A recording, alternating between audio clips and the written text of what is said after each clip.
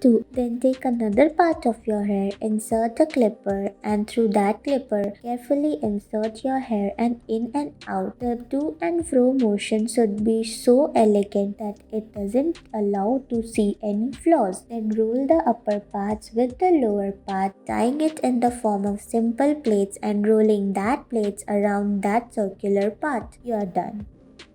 Your hair tied in the form of half ponytail, divide it into two, make plaits and insert few sections of the hair through those plaited gaps part. Then take the gap part again and tie another pigtail along with that. Tie it in the form of two ponytails.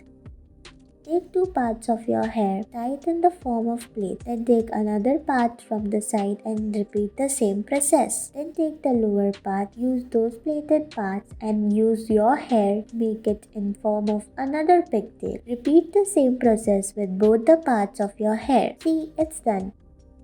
Take one part of your hair, divide it into a form of ponytail. Then use a rubber band to pull one part section of your hair through that rubber band. Repeat the same process like this until it gives you a messy circular look. Insert the remaining hair inside with a bobby pin. One part of your hair, divide it into two, make it in the form of plaits, then make a small pigtail out of it. Repeat the same process again, giving it a ribbony cute look.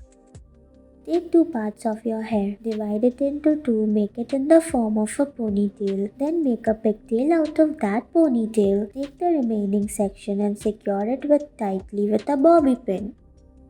Take one part of your hair, make it in the form of loose stranded pigtails. It should give you a messy look and roll it upwards just like this, securing it with a bobby pin.